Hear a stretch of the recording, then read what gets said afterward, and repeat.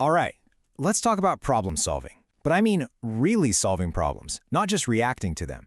We're going to transform that whole chaotic, stressful mess into a structured, powerful skill set. It's time to stop just managing crises and start, actually building real solutions. So, let me ask you this. Think about the last big challenge you faced. Were you actually solving the problem at its core? Were you just fighting fires? Running around, putting out one little blaze after another. There's a world of difference between those two things. And that's what we're diving into today. Moving from that frantic, reactive panic to some real, proactive power. Because let's be honest, in today's world, especially with AI and just how complex everything is getting, trial and error just doesn't cut it anymore. It's not a strategy. It's a straight-up liability. It just burns through time, money, and your sanity. If you want to stay ahead, you've got to have a system. And that's exactly what we're going to do right now. We're going to build a toolkit. I'm talking 4 super powerful methods you can use to take apart any problem. I don't care if it's big or small, and then build some really innovative, effective solutions. So why should you even care? Well, get this. Professionals who actually use a structured approach to solving problems, they see a 30 to 50% boost in their efficiency. That is huge. Think about that. It's turning all that wasted effort into actual, real progress. Okay, time to open up the toolkit. Our very first tool is the foundation. Everything else we talk about is built on this one. It's all about learning to see the problem for what it really is, not just what it looks like on the surface. And that tool is critical thinking. Now, I know, it sounds like a buzzword, right? But it's not. The World Economic Forum actually ranks it as one of the top skills for 2025. Think of it like your own internal bias detector, your personal logic checker. It's what helps you cut through all the noise and find the actual root of the problem. So, how do you actually do it? Well, you start by questioning everything. A great technique here is the 5 whys. You just keep asking why over and over, like a little kid, to dig past the surface-level symptoms. Then you gather real evidence. Look at your different options without playing favorites, make a decision, and, this part is absolutely crucial, you look back and reflect on how it went. That's how you get smarter for next time. And the payoff for doing all this? It's huge.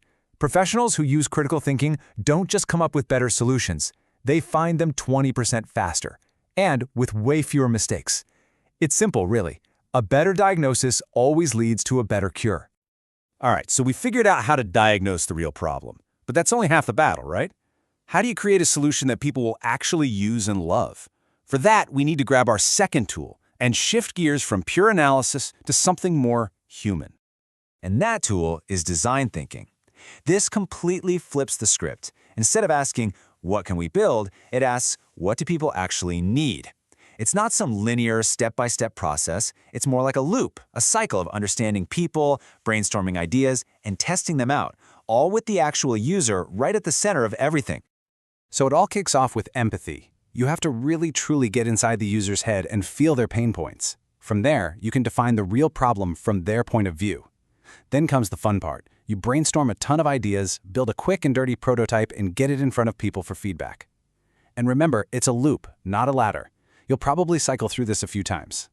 And what happens when you do this? The results are kind of mind-blowing. We're talking a staggering 40% increase in how many people on a team actually adopt the new solution. It makes perfect sense, right? When you build something for people, with people, they're way more likely to actually use it.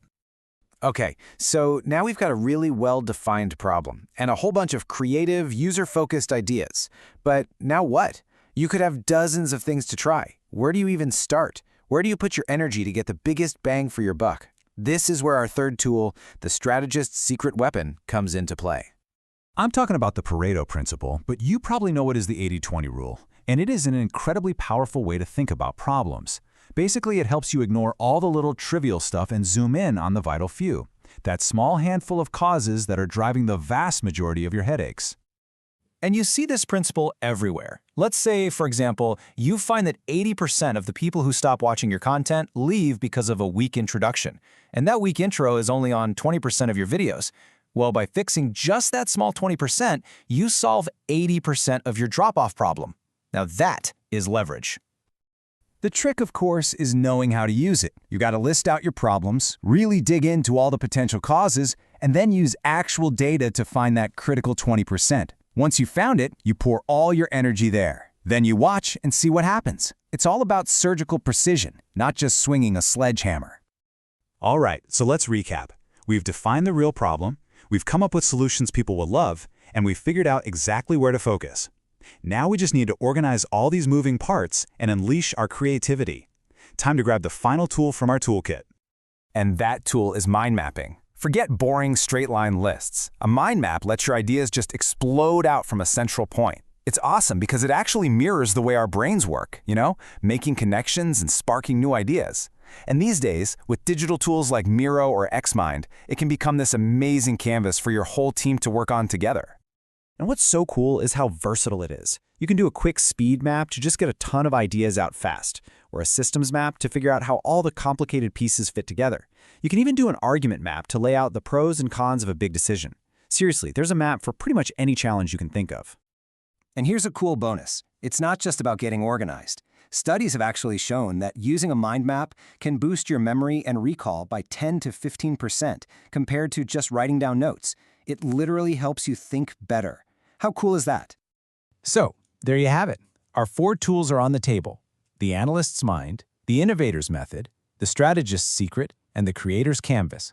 But the real magic happens when you stop seeing them as 4 separate tools and start seeing them as 4 gears that work together in one powerful problem-solving machine. So here's how the whole integrated system works. First, you use critical thinking to really define the problem. Then, you switch to design thinking to ideate solutions that people will actually want.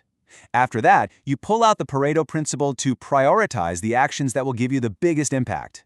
And finally, you use mind mapping to visualize and organize the whole plan of attack. And when you follow this integrated approach, it does way more than just put out fires. The data shows it can help you resolve up to 70% of problems in a much more innovative, much more effective way. This isn't just a process. It's a system for creating breakthroughs. So the toolkit is officially yours. You now have a complete step-by-step process for turning any challenge you face into a real opportunity. So the only question left is, what problem are you going to solve first?